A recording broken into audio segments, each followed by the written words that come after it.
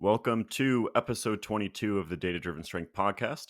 First and foremost, we want to say a big thank you to anybody that has left a rating and review on iTunes. Pretty cool to see those come in. So we really appreciate your time doing that. Today, I have a few questions lined up for myself, Zach, and Jake to answer. First one's going to be on partial range of motion training. The second one's going to kind of talk about volume versus intensity and what you might respond to in terms of strength outcomes. And the last one, we're going to kind of dive into the different ways to conceptualize RPE versus RIR.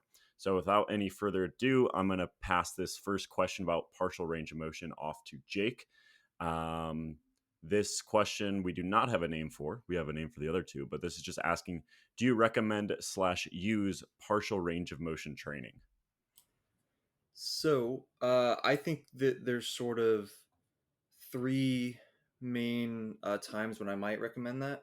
In general, for hypertrophy, I think in general doing a more full range of motion is usually better, but there are some exceptions to that. For strength, we're already sort of doing a partial range of motion for powerlifting. Like we're not trying to get more range of motion than we need to. So I'm assuming this is mostly for hypertrophy training.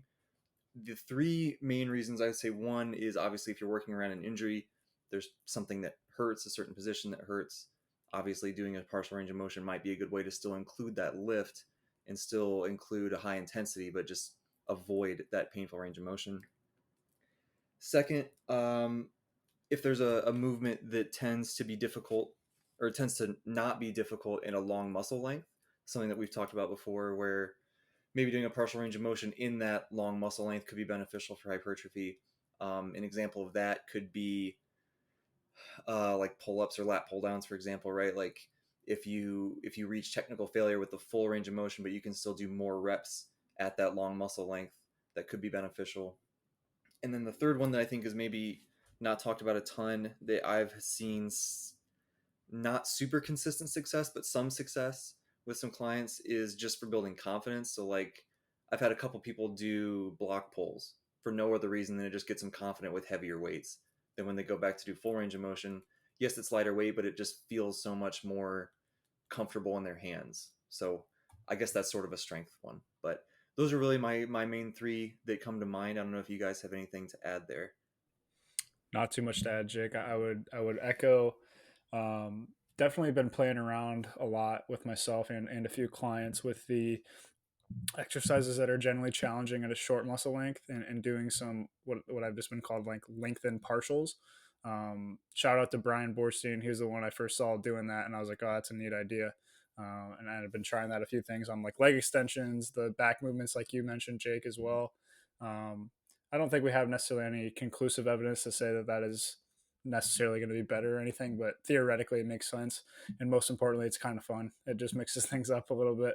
But no, that's definitely sometimes I think it could be useful. I think doing partials in the lengthened position too, like in terms of like cutting off the top, like I've been doing like some really high reps, split squats, stuff like that. Helps kind of get through those really challenging sets sometimes mentally. Doing off a little bit off that top range of motion. Don't know if that's a good thing, but I've just been doing that a lot recently. I was doing those today, so it was on the top of my mind. And then for strength too, like you said, Jake, I think sometimes there's utility in using some type of partial range of motion, whether that is to navigate like a technical range of motion constraint. Like pin bench is one thing that comes to mind for me. Like a higher range pin bench, a lot of the times can help groove that bar path right in the sticking point for somebody's bench press. So I'll use that quite a bit. But yeah, other than that, I think you hit on most of the other things.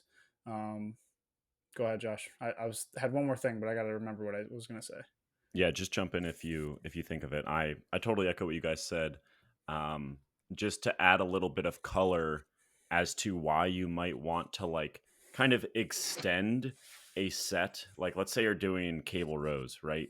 You're probably gonna like hit failure when you're like close to your chest, right? At a short muscle length, because that's the hardest part of the repetition.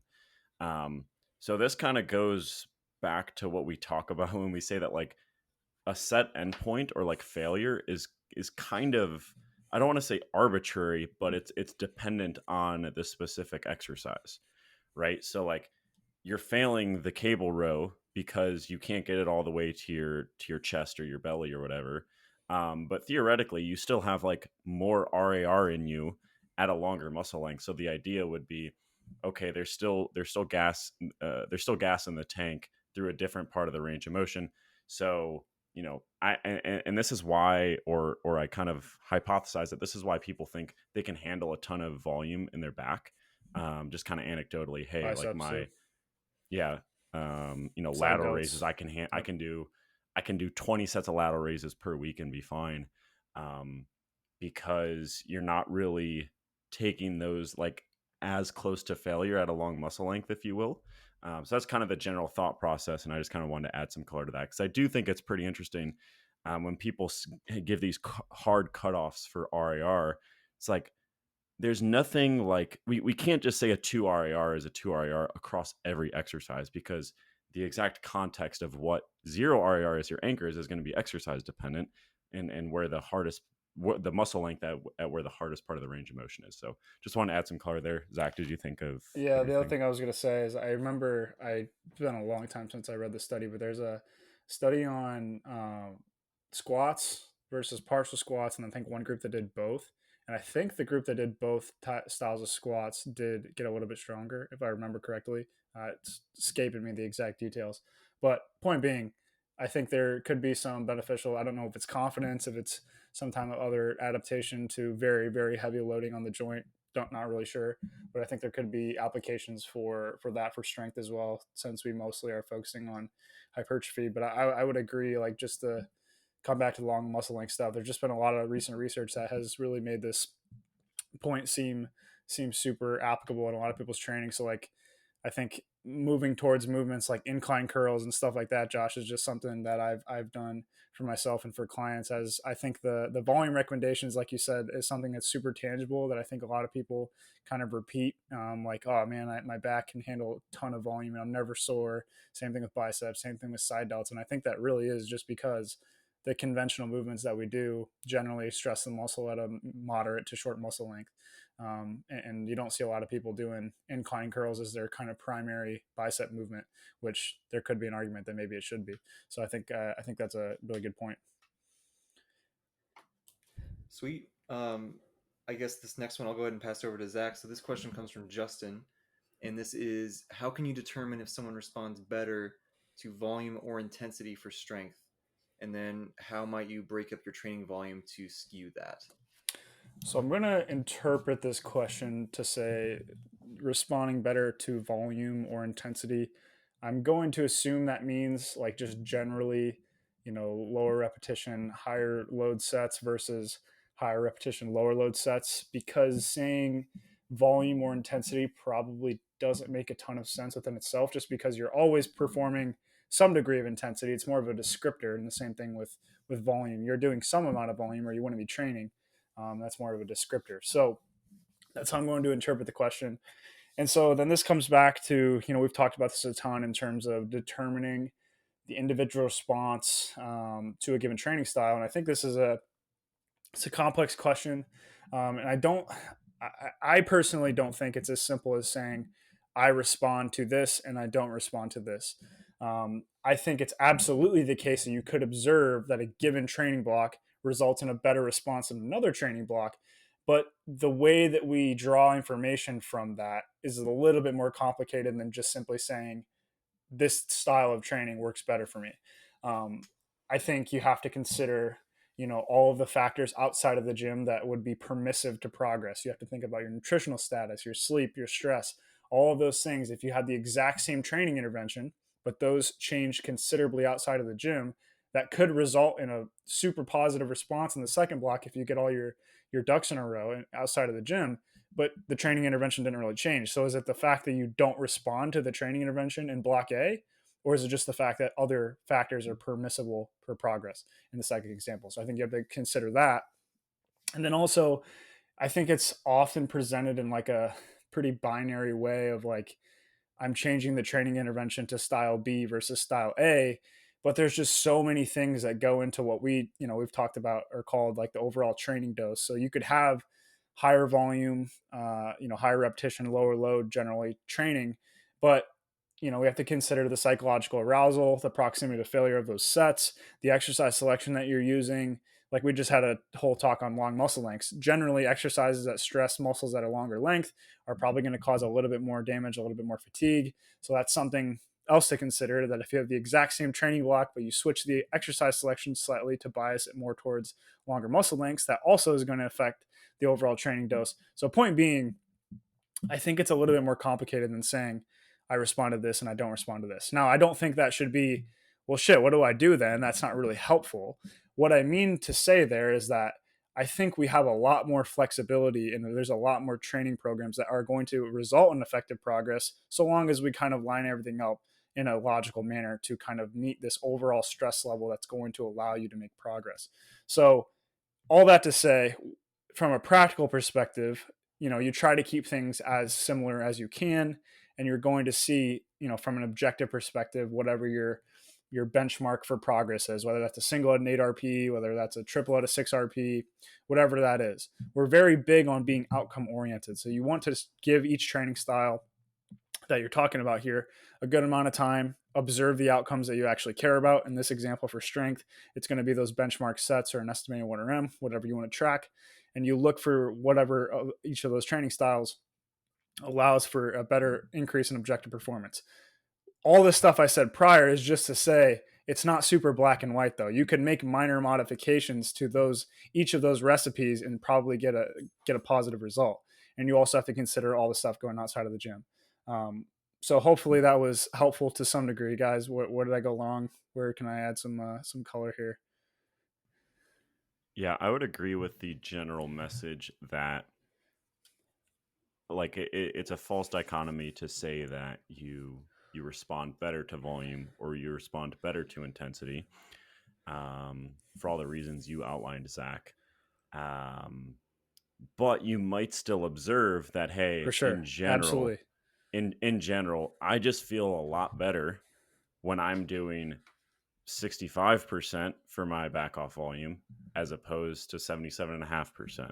So it's not that, like, again, it's not like you're that change is going to necessarily unlock progress, or it's like that magic key, that you turn and then you can all of a sudden, break through plateaus. But um I do think, like, you could definitely straw man this question and be like that's not, that's not really how this works. But I do think you can observe that.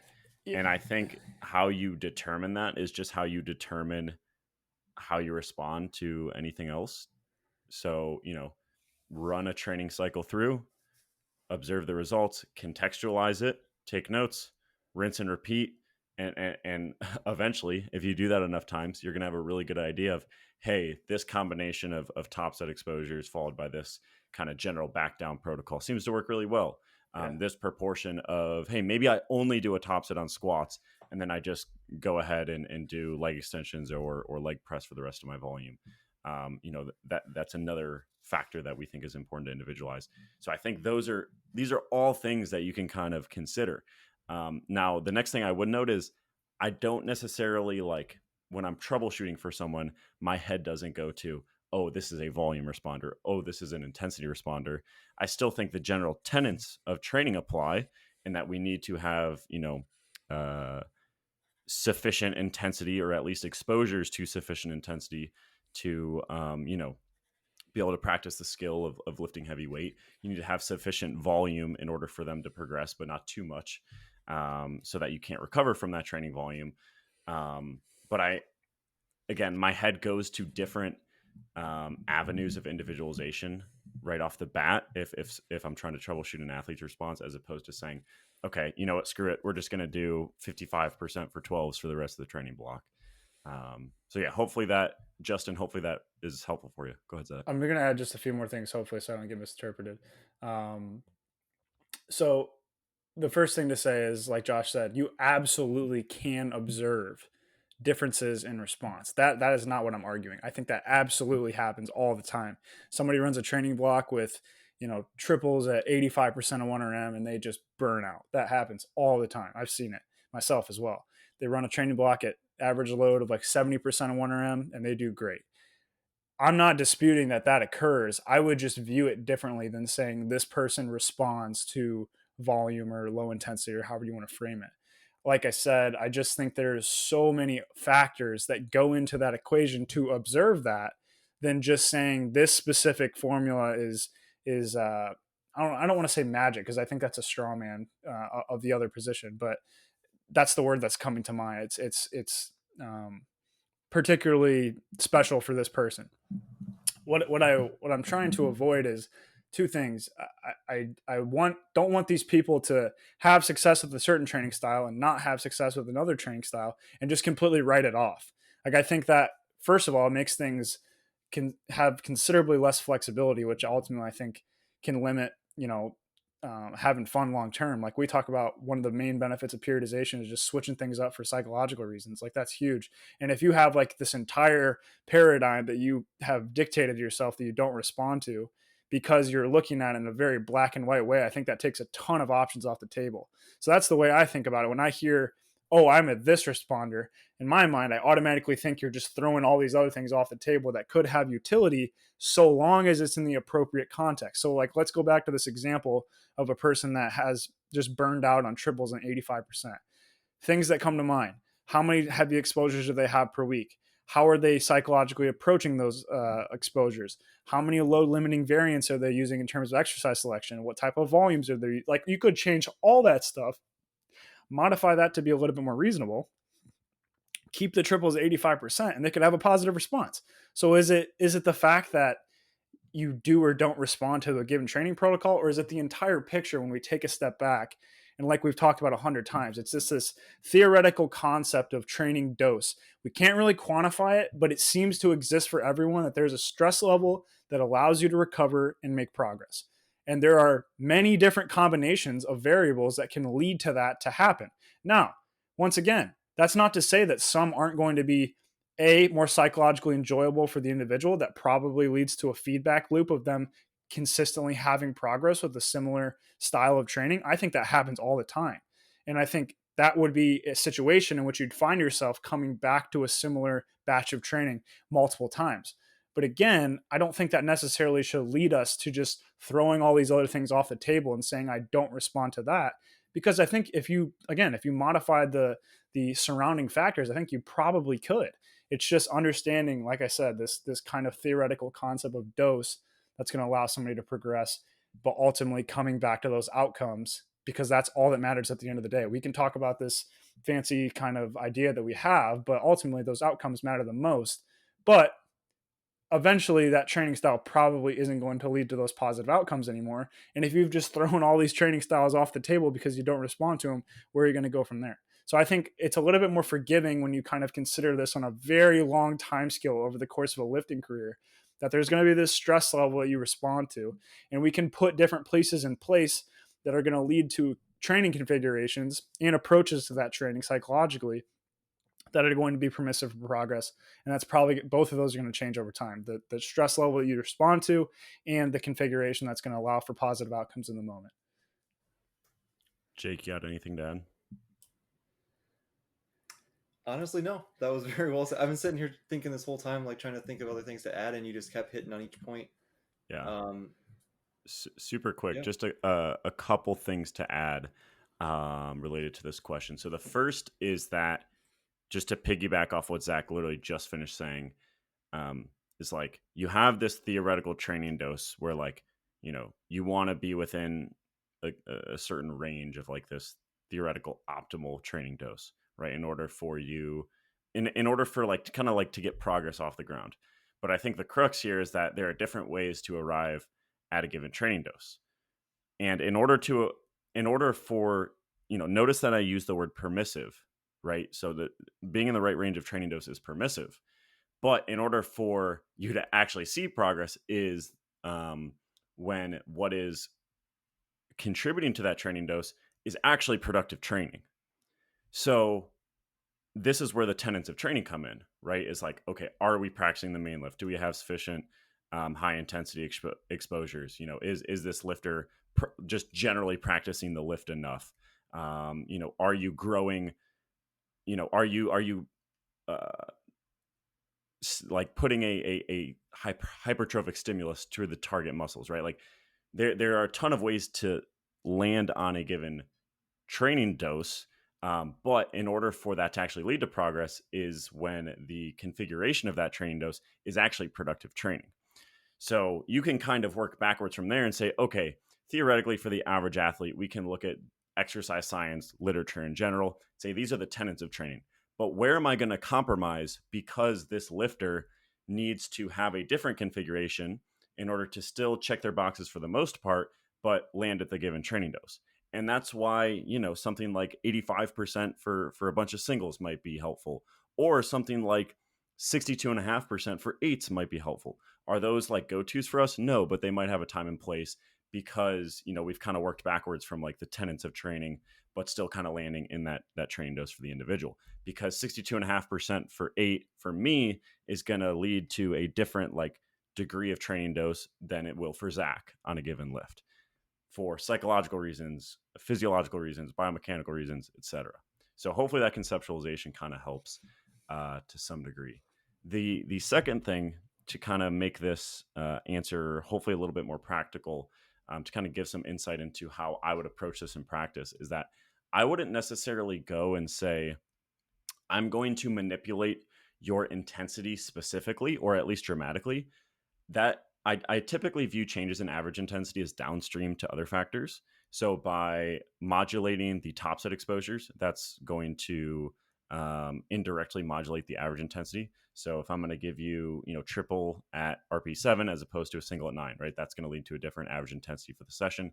Another thing would be volume allocation, like I mentioned before. If I'm having you do a lot of back off work on the main lift, that's going to kind of, in a way, be a higher average intensity than if I were to have you do a lot of your work on like a further removed accessory. That's not to say I won't adjust back off percentages to some degree, but in general, that's not something I like. That's not like the first lever I pull, if you will. So anyway, Jake, Zach, anything to add for question 2 before we move on to 3? TLDR, productive training is a range. Bingo. Cool. All right. Third question from Steven. Steven says, I appreciate your content. Thank you, sir. I'm having some trouble completely grasping the inverse between RPE and RIR.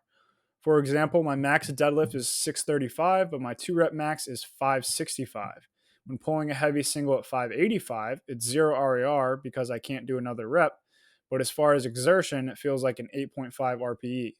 If using Borg RPE, I'm technically lifting with as much as 10 as possible, so it's a RPE 10. Also, if going by the original RPE scale of 6 to 20, should it be based on my heart rate? All right, this is a really good question. So thank you, Stephen. Right off the bat, I would say from a scientific perspective, when we're thinking of RPE, the scale that has been validated is based on repetitions in reserve, right? So an RP 9 means you think you have 1 rep in the tank. RP 8, you think you have 2 reps in the tank, right? We all know this. But that's not to say in a practical perspective, there might be times where you kind of want to stray from that. So in this case, Steven is saying his deadlift max is 635, but his 2-rep deadlift max is 565. That's below 90%, right? That's like 88, 89%, somewhere around there, which is typically more like 4-rep max for a lot of people. So in this case, if he were to do, 565 for a single and rate it at an RP 9, that's going to kind of not be super indicative of like his true abilities. So this is a case where I think it might be justifiable to stray from the strict RPE as RIR type definition. So like if I had an athlete like this, I might look for other subjective indicators to kind of indicate, okay, we're going to agree that this is generally an RP 8, right? Maybe when it slows down at the sticking region, 8.5 is when it slows down here. 9 is when it really slows down there, right? That kind of subjective classification. Another option in this case, when like the traditional RP based RIR scale is not super helpful, you could also do kilos in reserve, right? So if you do 565 for a single, instead of saying, okay, how many reps in the tank did I have? You can say, okay, how many kilos do I think I had in the tank? Or how many pounds do I think I had in the tank? So those are a couple practical tactics. Now, thinking about Borg RPE, So Borg RP is typically described as RP 6 to 20, but that's not super helpful for resistance training. Really, what that is typically used for is as a very readily available and cheap way to kind of get a decent gauge of things like blood lactate as well as heart rate. So, like some of the R values you see with Borg RPE between like heart rate and lactate are pretty dang good, considering it's like super easy to use. It's obviously free. So, it's helpful for that. And that's why it's on a 6 to 20 scale, because very roughly, if Zach were to tell me he feels like his endurance exercise he's doing is an 11 out of 20, he'll be in the ballpark of like 110 beats per minute for a heart rate. So that's kind of why it's a 6 to 20 scale. But if you're listening to this for lifting purposes, you can kind of just scrap that 6 to 20 scale. Another way to think of like Borg RPE or just RPE based on general exertion would be like the CR10 scale, which is just, hey, on a scale of 1 to 10, how hard are you training right now? And with and Steven, I would totally agree with you to say that when you're lifting, most of the time you should be lifting with max intent. And so it would be an RP 10. So from an effort perspective, yes, in terms of Borg RP, every single rep should be a 10 out of 10, right? You don't necessarily want to hold back on the intent you're lifting with. So hopefully that kind of overview is helpful. In general, our practical recommendation to our athletes is like, hey, we're always thinking of RP in terms of reps in reserve. But this is a case where that is a pretty extreme example where I might explore like, hey, let's use some subjective indicators, or let's think about kilos in reserve, that type of thing. But one last caveat here before I pass it over to you guys is that I would only use that for top sets. I don't think that would be helpful for reps over like 3 or 4 in your case, Stephen. Just because I think RIR is going to be your best bet with multi-rep sets. Yeah, I pretty much totally agree. One subjective classifier that I use pretty frequently actually is just thinking about top sets in terms of like powerlifting attempts. So that would be only super applicable to somebody who is familiar with the attempt selection process for powerlifting. But I'll pretty frequently write like single at easy opener, single at difficult opener, single at solid second attempt, stuff like that. That's pretty subjective. Sometimes I'll write an RP along with that, like that's what an 8 is, or that's what a 7.5 is, or whatever. But I find those are really good for top singles, particularly. So I would, that sounds like something I would use for in this case for the deadlift. So instead of like forcing yourself into the RAR thinking, just simply put one at easy second attempt or whatever, which should be somewhere between like a 8 RP or something like that. But I think that'd be an easy way to go.